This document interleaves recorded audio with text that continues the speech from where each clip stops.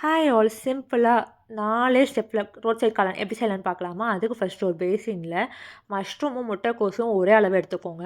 அதில் கொஞ்சம் கரம் மசாலா, அதுக்கப்புறம் கொஞ்சம் சில்லி பவுடர், தேவையான அளவு உப்பு, கொஞ்சம் கார்ன்ஃப்ளவர் மாவு, மிளகுத்தூள், மைதா சேர்த்து அது நல்லா எல்லா காய்கறி கூடயும் பைண்ட் ஆகிற அளவுக்கு வதக்கிக்கோங்க. அதுக்கப்புறம் தண்ணியை தெளித்து நல்லா ஒரு கெட்டி பதத்துக்கு அந்த மஷ்ரூமையும் முட்டைக்கோஸையும் எடுத்து வச்சுக்கோங்க. 2வதா ஒரு கடாயில் சூடான கடலெண்ணெய் போட்டு அந்த கடலை எண்ணெயில் இந்த காளானை வந்து பொரிச்சு எடுத்துக்கோங்க.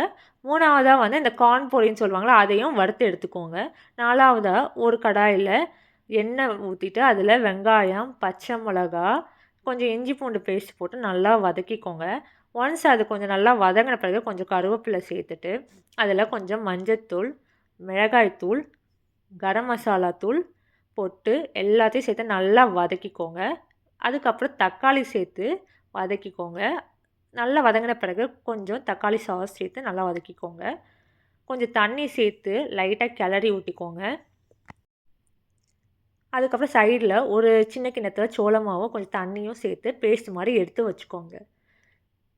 இப்போ அந்த குழம்புல கொஞ்சம் உப்பு சேர்த்து நல்லா கிளறிக்கோங்க. அதில் சைடில் கரைச்சி வச்ச சோள மாவு கலவையும் பெப்பரும் சாட் மசாலாவும் சேர்த்து கொஞ்சம் தண்ணி விட்டு நல்லா கிளறிட்டு அதில் நம்ம பொரிச்ச காளானை போட்டு நல்லா கிண்டி எடுத்துக்கோங்க.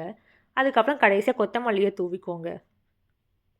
அதை நம்ம ஒரு பிளேட்டில் அந்த காளான் வச்சு அதுக்கு மேலே கார்ன் பொரி, வெங்காயம், கேரட், கொத்தமல்லி, கொஞ்சம் சாட் மசாலா எல்லாம் தூவி எடுத்திங்கன்னா சூப்பரான ரோட் சைட் காளான் ரெடி. ஆனால் இது கொஞ்சம் பெரிய ப்ராசஸ் மாதிரி தான் தெரியும். பட் வீட்டில் செஞ்சு சாப்பிட்டிங்கன்னா ரொம்ப ஹெல்த்தியாக இருக்கும். உங்களுக்கு இந்த வீடியோ பிடிச்சிருந்துச்சுன்னா லைக் பண்ணுங்கள், சப்ஸ்கிரைப் பண்ணுங்கள், பக்கத்தில் இருக்கிற பெல் ஐக்கானையும் கிளிக் பண்ணுங்கள், உங்கள் ஃப்ரெண்டு கூடயும் ஷேர் பண்ணுங்கள். அடுத்து என்ன ரெசிபி செய்யலான்னு கமெண்ட்டில் சொல்லுங்கள். தேங்க்யூ ஃபார் வாட்சிங்.